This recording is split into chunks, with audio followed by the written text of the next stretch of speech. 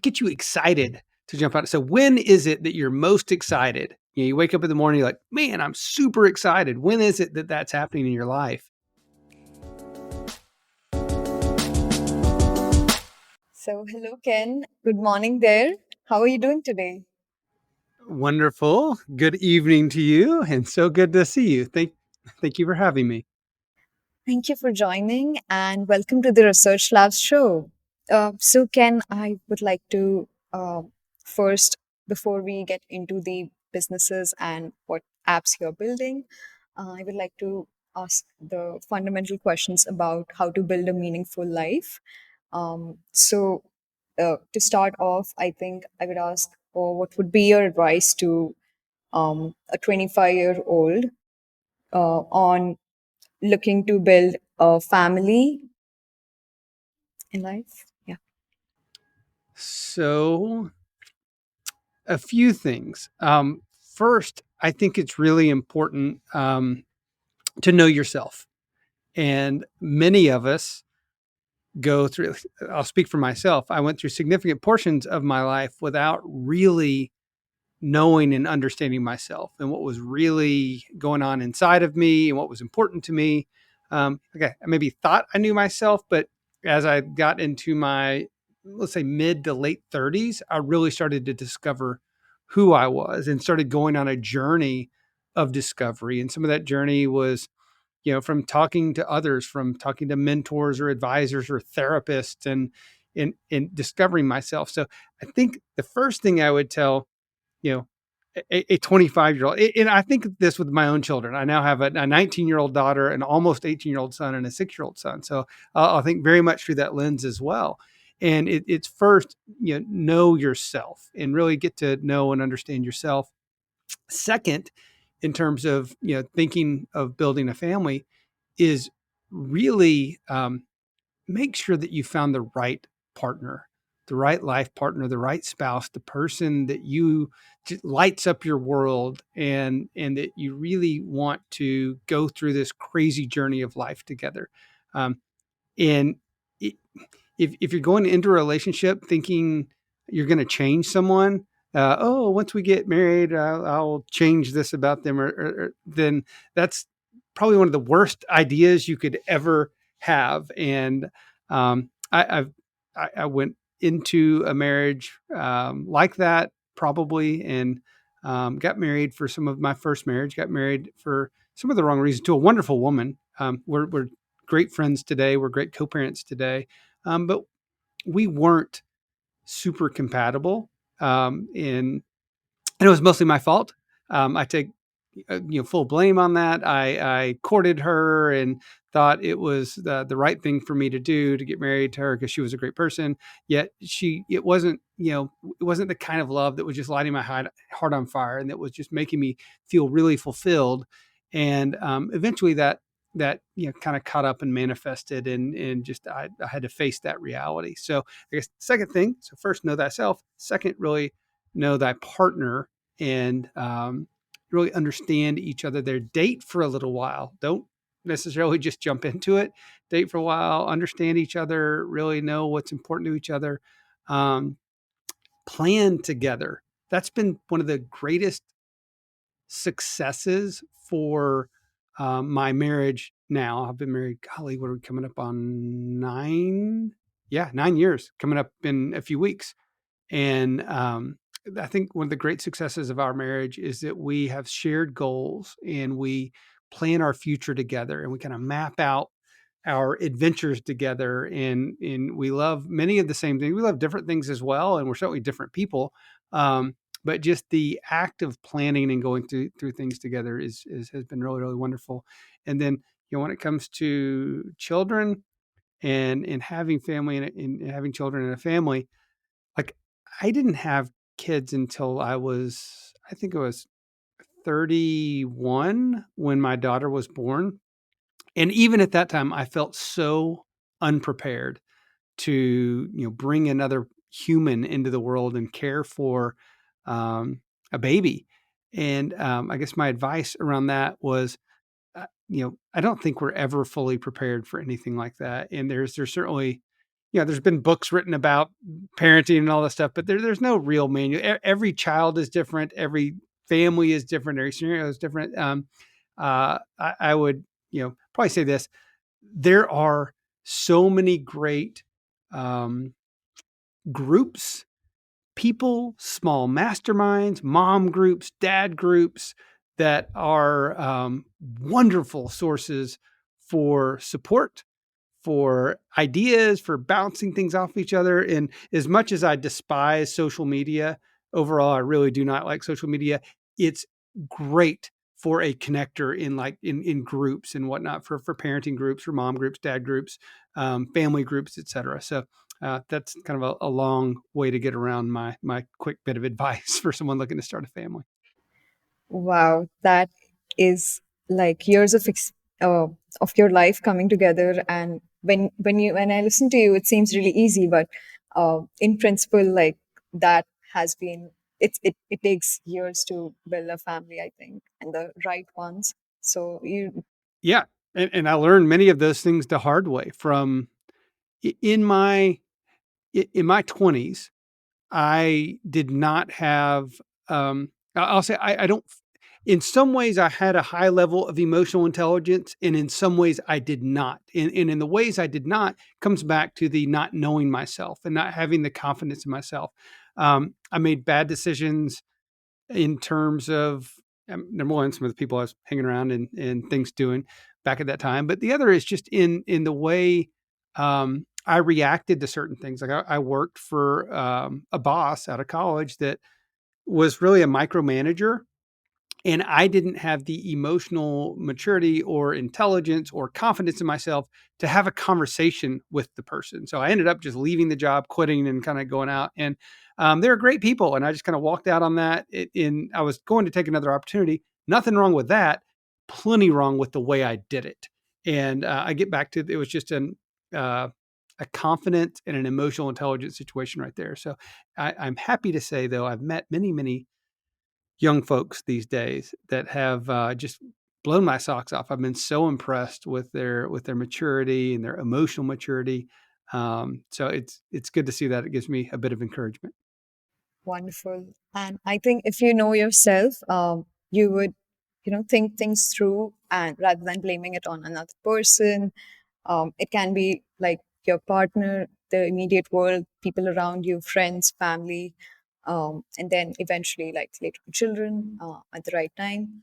So if you know yourself very, and those are your strengths, that to know yourself, understand yourself, like how you think in certain situations, and sort of building those mental models around like various kinds of situations in life. So I think by mid 20s, people would have, and this goes for like any age in life, but I am like surrounded by people who are in that age and looking to uh, build their life ahead, apart from their careers. Now they're like, so they have spent enough time building their careers now, so now people are looking to build a family. So I think you have really uh, provided a great toolkit for thinking, and everyone is unique in their ways. And yeah, so they really have to think, they have to figure it out basically, in terms of themselves first, their partner, their compatibility, the person. I understand that no two people are the same, but there is a certain level of compatibility. I have been reading about the big five personality traits for a person, um, and their partner, so how they can um, combine with each other. So there's openness. If you both are, extroverts and, like hanging out, if one is very much high in extrovert and other is like an introvert, it might not go out really well. So you really have to observe how your partner is, how you are first. And then so this is called the ocean framework, I think. I'll just quickly brief on how that is. Then there's conscientiousness, and uh, then I think there's this emotional intelligence. I'm not sure what E was. agreeableness and neuroticism. So if one person is more neurotic and then a partner is stable enough, so it kind of creates a balance. So in that case, if both are very emotional, it might not work out that well. It's a theory backed by research and I think study groups. I've been like, this is citing the psychologist Dr. Jordan Peterson. Oh yeah. Well, look, there's another book written years ago called The Five Love Languages that is a wonderful book on connecting with other people, whether it's your spouse. I think it's written particularly for spouses. However, it applies in all relationships. In fact, my daughter, who's at college right now, told me just this week. She said, Dad, one of the best books I read, and we read it together. We actually were on vacation one time as a family, and we listened to it on Audible. We listened to The Five Love Languages, and she goes, "It's one of the best books that The I've five read love in terms languages, of." is it? Yeah, yeah, Dr. Gary Chapman wrote the book, and if you listen to it on Audible, he narrates it himself. He's got this wonderful Georgia accent. He's just so pleasant to listen to, and but the book was wonderful. And Grace had said that it's really helping her deal with some friend relationships she has with some of her girlfriends, just because to understand, the way they need emotional attachment versus the way she needs emotional attachment. And it really helped. It was helping her a lot. So it's another great book and resource. Great. I've noted it and I'll look it up. So thank you. Um, yeah. So now, like looking into once you've built a career, family, there are various elements to it. Let's say we have our own parents also, and then we become parents one day. So how do you balance out everything? And how do you set your priorities? Is there something that you think Yeah. you can share? Well, from so first of all, balance is an interesting concept because you're generally never in balance. You're always out of balance somewhere. And one of my mentors, I heard say this often. He said, you think in terms of like you're holding these different your balls in your hands, right? And for family, or for work rather, the balls are rubber, right? Because if you drop the balls, they'll bounce back and you can kind of get back up there and bounce back. But for family, the balls are more like crystal. And if you drop those balls, they can shatter and the relationship can be really damaged right there. I thought, well, that's an interesting way to look at things. Um, and, there are times in your life when you're heavily involved in the work side of your life and you get kind of out of balance with family, and then there's times of your life where you're heavily involved in family and maybe you get a little out of balance with work. So there's always a little bit of that. But I also think for me it's come down to just prioritization. And when I became a father, my number one priority, and certainly as I've evolved as a father, my number one priority is my family and the time that they need and making sure that I spend that time.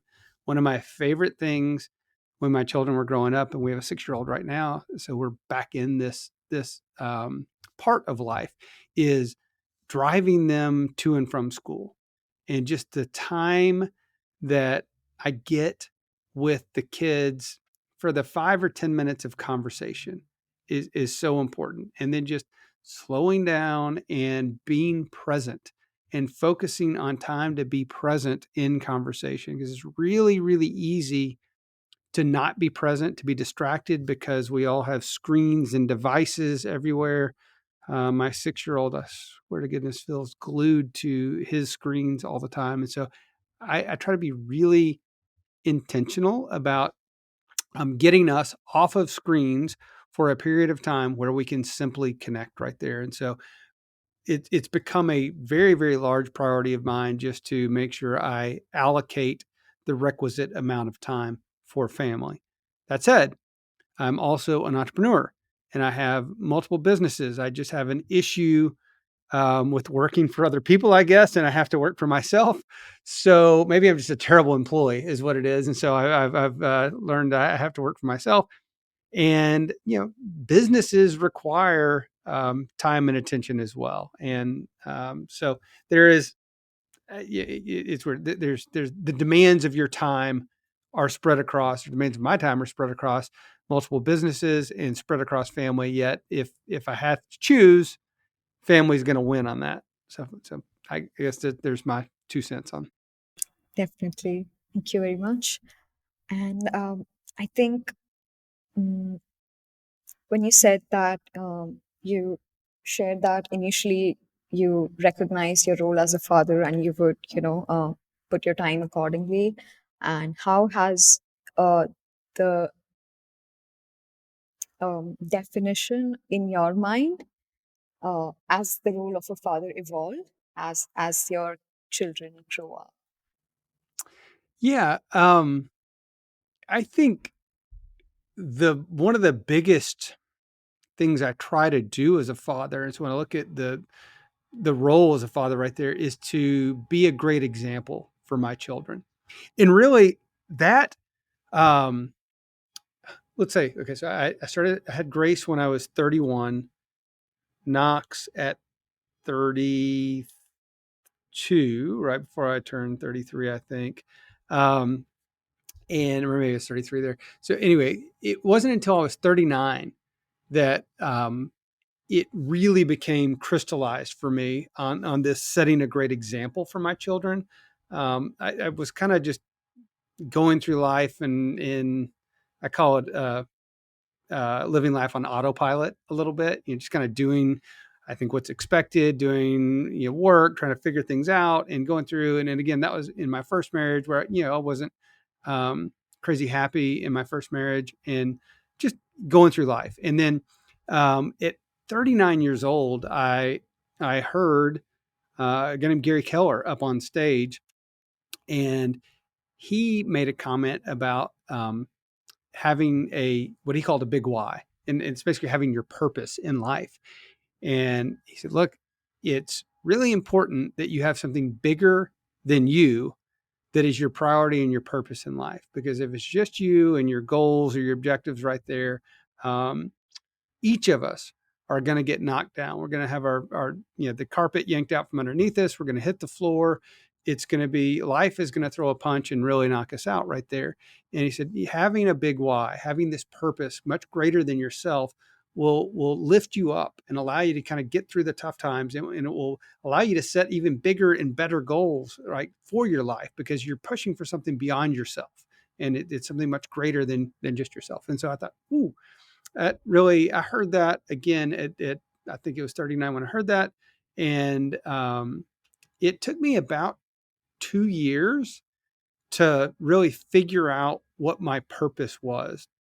And when I finally kind of went through that whole discovery process to get to what my first of all, I assumed my purpose was something around my kids and my family, right? As a cooker, it's got to be something like that. But it seemed very shallow to just say my family is my purpose or my kids are my purpose. And so it was a lot of self discovery and kind of investigating what other people had as their purpose. And interestingly, I've found, and still today, I'll ask people all the time. I'll ask an audience if I'm speaking to an audience, how many people know beyond the shadow of a doubt what their purpose is. And on a good day, it's 20% of the room, and it's just most of us haven't defined that or haven't thought about it and haven't figured it out. So for your younger audience, this is a big deal right now to at least have someone talk about this so you can start thinking through that.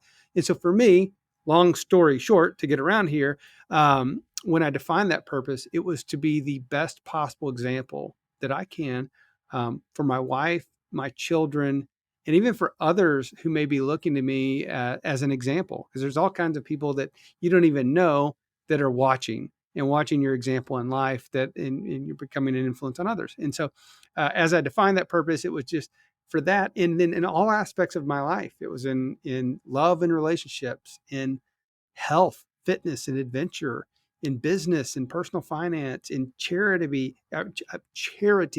and good deeds, into kind of all aspects of my life right there. And so as I define that and being a great example, then that even elevated my role as a father that much Yeah, more right there. So that's kind of how correct. that came about. Right. What would you share with people that questions that they can ask themselves to, let's say, find their purpose? to understand themselves better?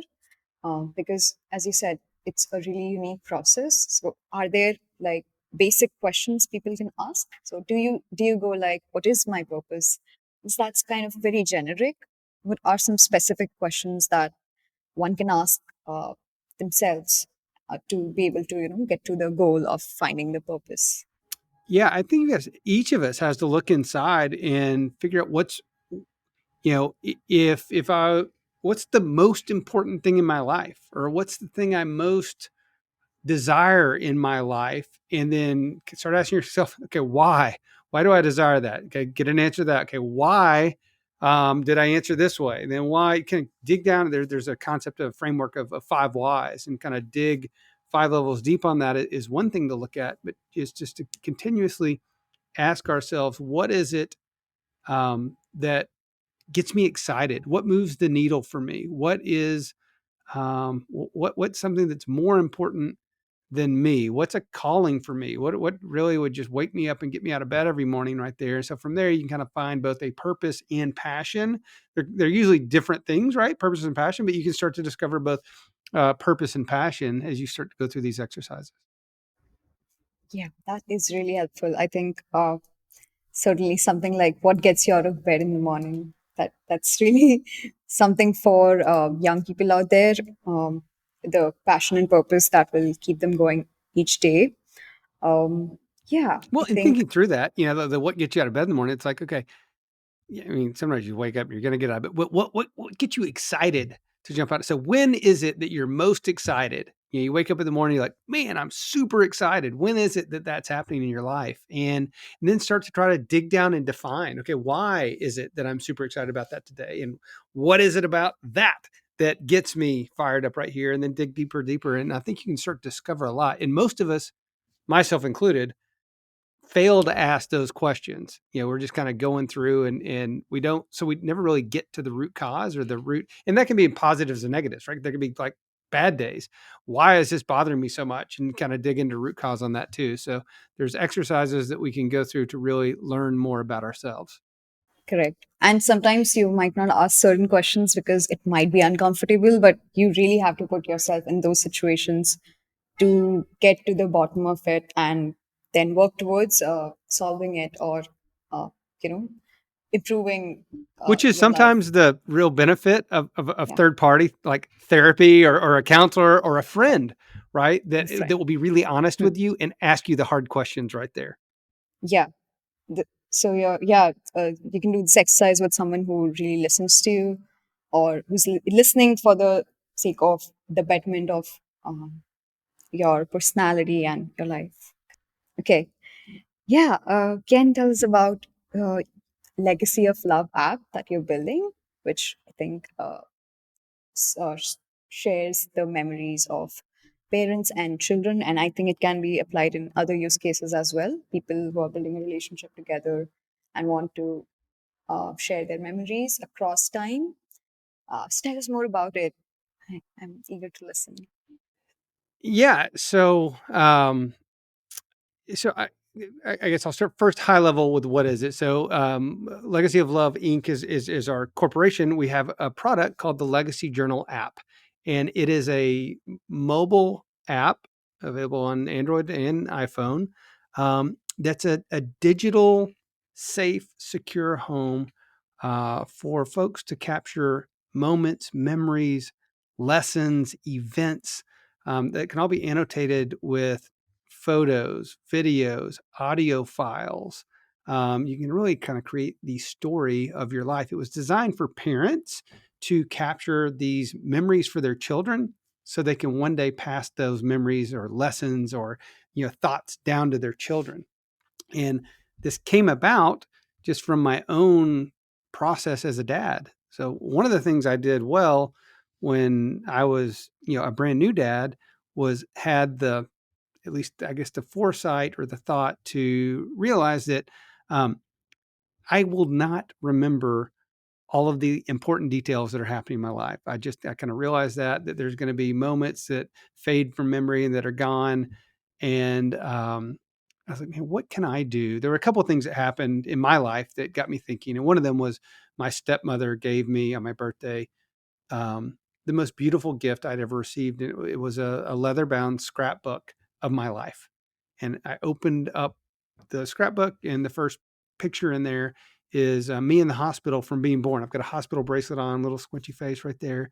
And then as I turned the pages, it told the story of my life from early growing up, when I'm first kind of, yeah, I guess forming in life, and then into playing, soccer and baseball, and then on to time spent with family and cousins. And she had written, notes in the margins on who we were with in these different pictures, and the jokes that we would tell on family vacations, and have photos of our camping trips. And it was absolutely amazing. And it followed my life all the way through my high school and college graduation right there. And I thought, that's the most thoughtful gift I'd ever received. And so that was one of the things. There are a couple other things happened too, but it's something, what can I do for my children? I'm not really a scrapbooker.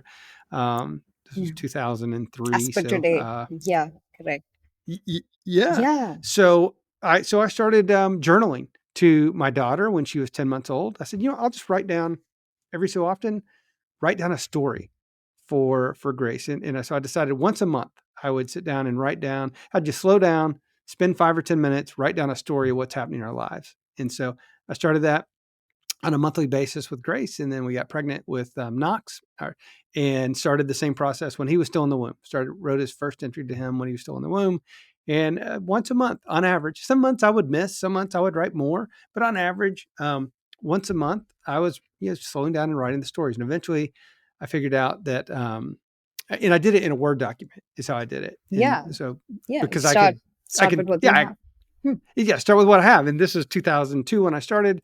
Huh. And I could type faster than I could write with my pen and paper. So that's why I decided to Wow. do it digitally. And then Hmm. eventually I figured out you could put photos in a Word document. Hmm. And then eventually I figured out if you put too many photos in a Word document, everything would crash. And, Yeah. um, and then Hmm. as time went on, like note taking apps came out there. Evernote and OneNote kind of came out. And so I started, those were easier to use, I guess more flexible than Word. And so I started using those to capture my stories. And and then I started using the iPhone pretty regularly.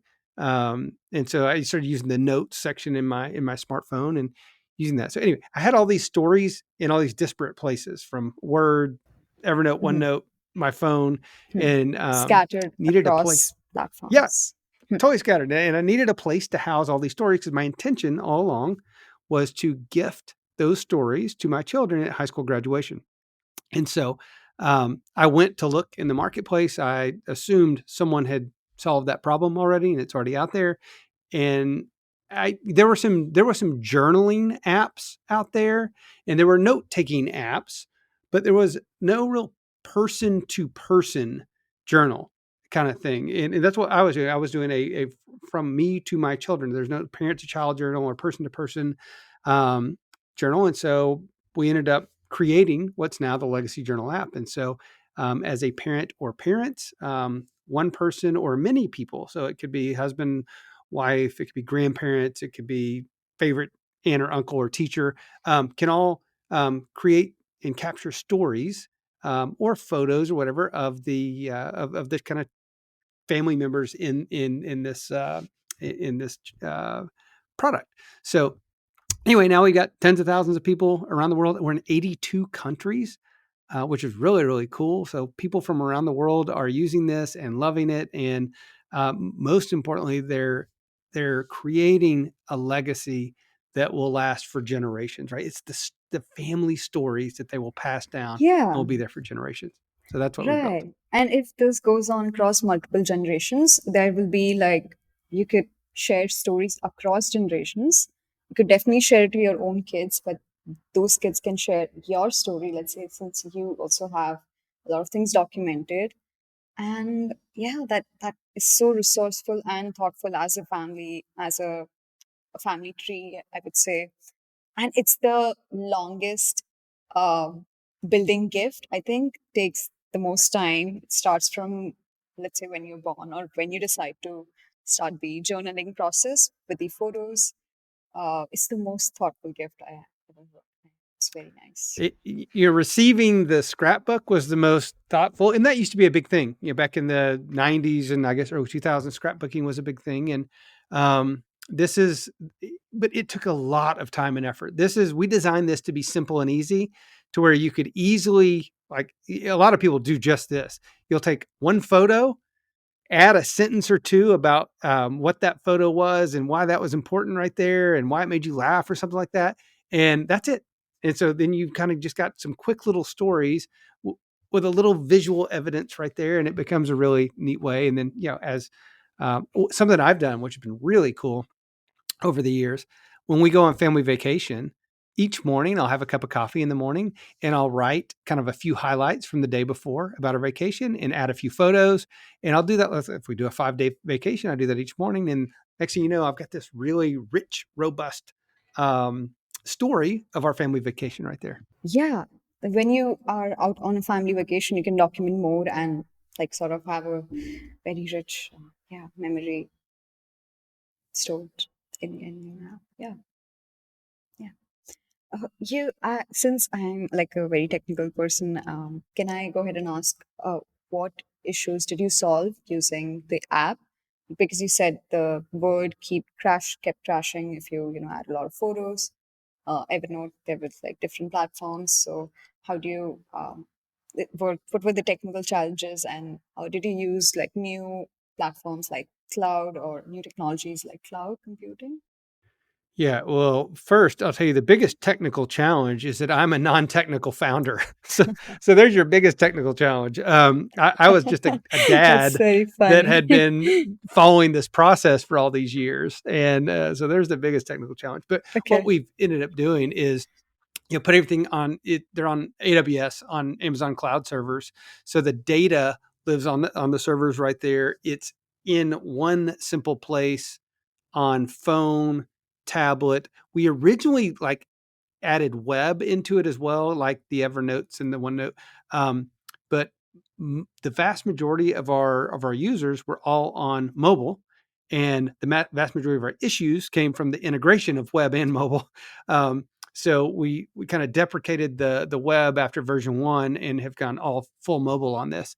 And however, I'll tell you something we solved recently. So for people that wanted to write more long form, and didn't have an iPad. So for me, I have an iPad with a keyboard, and it's easy for me to write long form on that.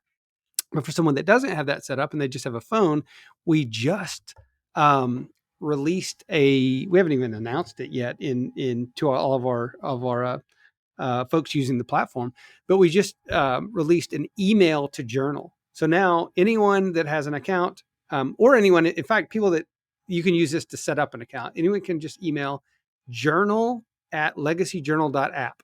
Okay, it's kind of cool. Journal@legacyjournal.app. They can write long form in there, like type it, or they can do short too. Like if they just had something that happened and they saw uh, let's say, you're on your computer and a Facebook memory pops up, right? Like, oh, I want to save that. So you do a screenshot of that, pop it in email, and email it to journal@legacyjournal.app, and boom, it shows up in your journal right there. So Correct. yeah, so we've kind Oh, of you solved sorted on the basis of the sender's email ID and put it in their account. that's right. And Mm-hmm. if the sender's email ID is not in there, it recognizes that it's a new person, and so you'll get an email back saying, "Hey, um, go set up your account and using the email that you just sent from, and your journal will be in your in your account." That makes a lot of sense. Yeah. Great. It, yeah. And do people like share concerns about like sharing their photos with an app? There might be legal regulations around it. Sharing their private data. Have you faced any challenges or questions from customers how private their data stays? Yeah, we're pretty. Again, I mentioned I'm kind of anti social media, and it's mostly because of there's just privacy and how everything is so public in that. And so your account is your account. When you set it up, you're the only one that has access to it, the only one that sees it, the only one that uses it. We are on our roadmap is a public feed. So any entry that you wanted to be public, that you could make like many entries are private. They're designed to be private. It's your stories of your life. It's your family vacation, your stories and sometimes, like as a dad, someone told me one time, they said, little kids, little problems, big kids, big problems. So true. As children get older, you face much larger issues, and so I've used my journals to write to my children about some of the big issues we faced, uh, going through kind of life together right there. And so those are not things that I care to have anyone read except for my children that they were designed for. However, there are some things that are just funny. Like I got a 6-year old, he says so many funny things. I'm like, okay, this would be kind of fun. Yeah, I would post that socially. So yeah, so we're in the roadmap is like a social feed that people could see other, and they could see other like use cases. One of our users gave me the greatest idea. I talk to as many users as I can, just to get feedback and see what's working for them, what problem it's solving for them. And this lady shared the greatest idea. She's a mom, and she says, yeah, my kid comes home with all this artwork from school. I snap pictures of the artwork, write a quick sentence about it. Boom, it's in my journal, and I can like discard the artwork. I was like, that's a great idea. So, anyway, stuff like that could be useful for a public feed, and people see, oh, wow, I see how Sally's using it, or so and so. So, kind of a good idea. Correct. And the fact that it comes like from your collection of photos already, like a subset of the photos become public. So it can be really handy for the customers as well. And it was really neat. We just tested something recently. I served in the Navy many years ago, and I just found my old boot camp graduation video, and it was on VHS. And so I sent it to this other company, actually called Legacy Box, and they converted it into a digital file. And so they sent me a digital file and a USB, and so then I put that on Google Drive, and but that file was huge. It was like 2 gigs, I think. It was like a really, really big file. But there was 10 minutes of the 2 hour video that was me in leading the drill team in Navy graduation. I was like, oh, that'd be so cool for my kids to have this down the road. And so we snipped that 10 minutes and then uploaded it to Legacy. And so now it's in my journal for all my kids right there. So when I pass that to them, they'll all get to see this, me and my Navy graduation and going through it as the drill team commander. So I thought that was kind of neat. Yeah, they have like real time access to what their not real time, but access to what their dad went through and the experiences that you had. It's like they relived your experience in the Navy drill. And people, and you mentioned real time. So some people are using it as real time, where they're adding their family members into the account. Our app is a freemium app, so we have a free version that is kind of a basic version, and then a paid version for premium that has all features unlocked, including the ability to add multiple family members into what we call scribers, so people that can both view and write entries into the account right there. And so I have some people that are adding their children real time into it, so they can see every time an entry is made. I have some people as spouses that are writing back and forth to each other. We have some people that are writing. Like I had a guy I talked to that it was so sweet. He had lost his dog, which was his best friend, and he's been using it to write stories um, about his time with his dog and there and save those. Anyway, so there's all kinds of use cases as far as ways people are using this. Really neat. Yeah, each sharing their unique stories with uh, their families. It's wonderful. Yeah, speaking of Navy, I think tell us about your time in serving in the military and Navy, if you will. Yeah, so that was early on in my life. I went to a military school at age 12. I uh, when I was growing up, I grew up, had a whole lot of free time, raised by a single mom, and had tons of free time and not enough structure and discipline in my life. And it's weird to think as a kid you're seeking that, but I was seeking structure and discipline. So I went to a military school at 12 years old and was there for 4 years and really enjoyed my time. I did very, very well in that environment in my time. And then, but when I got out of that, I decided I was just going to go to college. I'd had enough of military environment for a while.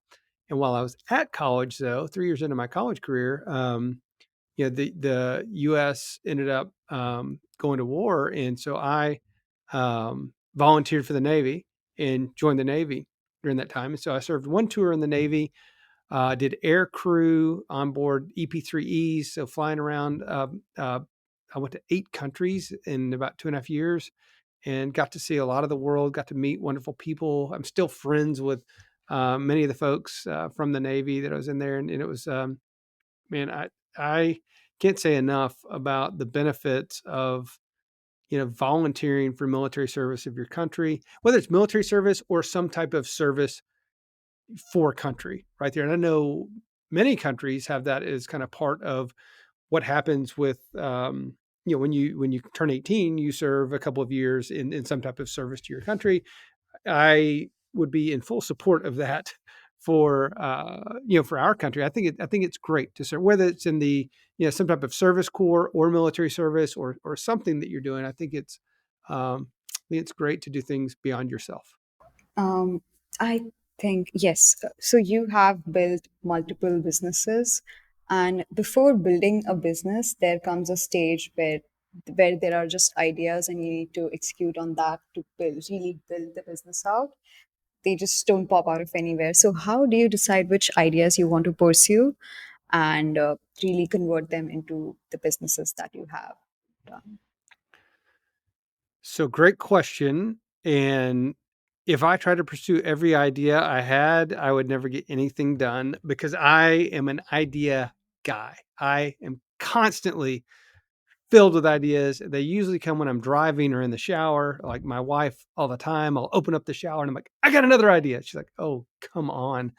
Um, so you can only pursue so many. And some of that comes from a bandwidth of how much time do you have and availability do you have to pursue something. Just like in building legacy, I had that idea for several years that's why by the time I had the bandwidth to do it, I assumed it had already been solved because I had been thinking about this for many years.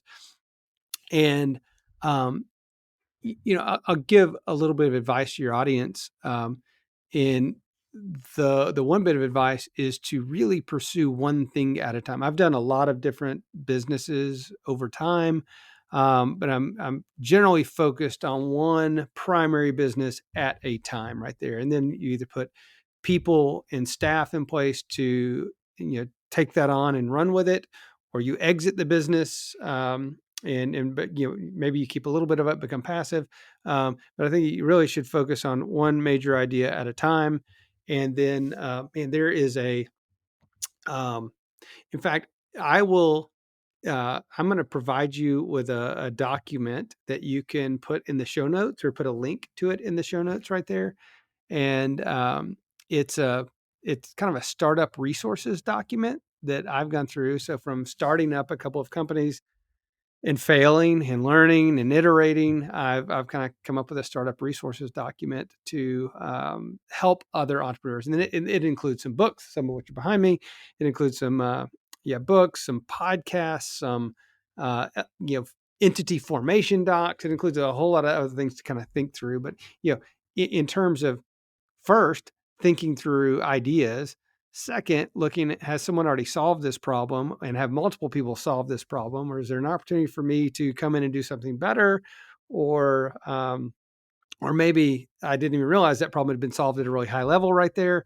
So I think you really think through some of that, do a whole lot of research, and um, to kind of validate. Then there's the whole MVP, minimum viable product concept. Come up with a little MVP, do some user research, user testing, figure out, does this really resonate with people? Is there a need for this? And then there's a whole process to follow. But I'll give you this document that, yeah, oh, big time. Get the feedback, and do people say, yeah, this is okay, or are they raving about it right there? Say, hey, how do I get this? How do I get this? So there's a yeah, yeah. So there's some kind of cool ways to figure stuff out. And then now what's cool with technology? There's platforms uh, that you can go through not GoFundMe, but there's a Kickstarter and other programs like Kickstarter. If you've got an idea, you're going to put them out, and you can really see how many people are going to gravitate and resonate toward this and would pay to help me kind of kickstart my idea right there. So